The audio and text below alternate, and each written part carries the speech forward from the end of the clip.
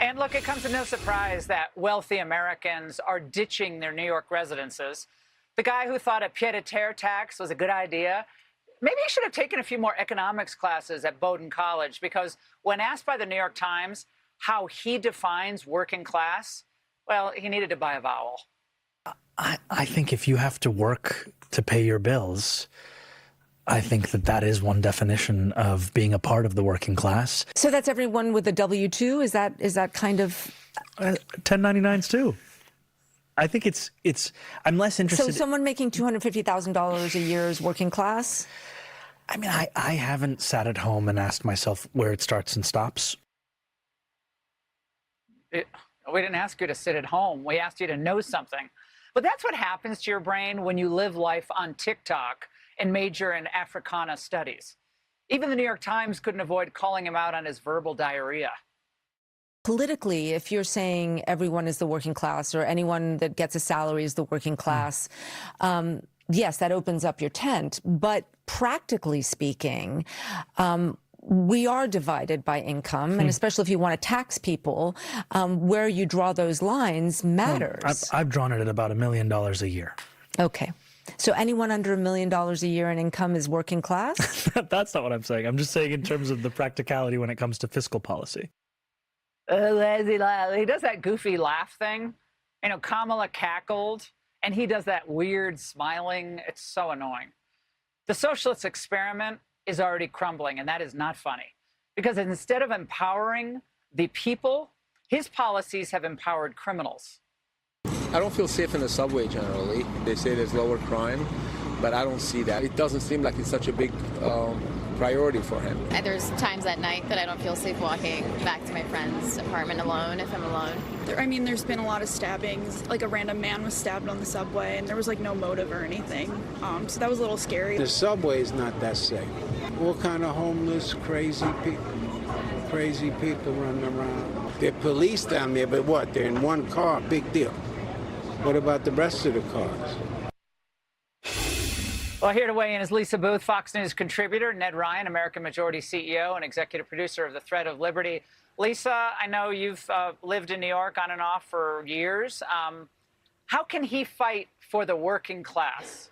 First of all, his policies are terrible, but he really can't even define it. It's like a TikTok moment, and none of it actually adds up, even in his own mind, to the extent that exists. Well, Laura, Mamdani is like the class or, child running for student body president, and he promises all these free things, free ice cream, free candy, no homework, and then it runs into the buzzsaw of reality that is actual governing, that's budgets, of having to get things done. But he can't define the working class, Laura, because the Democrat Socialists of America, it's not about the working class. That's just a Trojan horse for the DSA to seize power within the Democrat Party, and then also America. You can look at the DSA's own survey from 2021. 80% have degrees. Most are white-collar workers. Only 4% have blue-collar jobs. And then you look at the Real platform. That's what really tells the story about what they want to do. And what they want to do is destroy America by stealing from us the things that we have earned, by abolishing private property, destroying the things that keep us safe, like the police or prisons, or wanting open borders. And then lastly, what they do is want to destroy the institutions that keeps checks on power, like packing the Supreme Court, getting rid of the Senate, and getting rid of the Electoral College. Yeah, Ned, not even the Democrats, the local congressmen, they're fed up with the conditions on the streets. Watch this. The streets are littered with hundreds of syringes. The pedestrian plaza is full of loitering and drug trafficking and homeless encampments.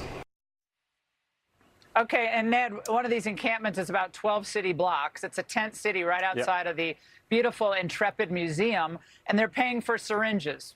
That's a new program in New York, according to the, I guess that's in the New York Post. Fox News actually did the piece.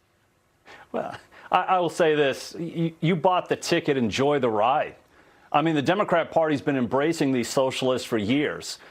Brought them in, wanted to use their energy to gain political power, and now they realize they've got a massive problem. First of all, the far left is never going to be content with not having full power inside the Democrat Party. So moderates and the establishment are starting to realize we're next on their list. They're going to take us out as well. They welcome the viper into their embrace, and the viper is going to take them out. And the other thing, too, is they realize this is not going to be a winning campaign promises for the midterms and beyond. It might work in places like New York and Seattle and L.A., but you get into the rest of the country, you get into the independents, this message does not play. So I think they're realizing we have boxed ourselves into a corner and actually put ourselves into tremendous trouble politically. And by that, I mean the Democrat establishment. Lisa, we sent out one of the Angle producers, just asked people how it was going so far. Watch this response. So how are things going under Mamdani? Fantastic. Yeah. Okay. So what are some of the promises that he's made that he's delivered on?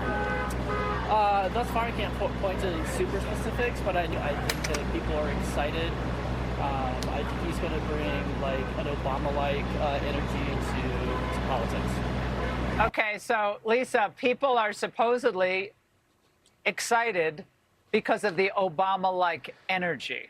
I mean, I'm in New York a lot. I smell a lot of weed. I smell that. That's about all I'm noticing.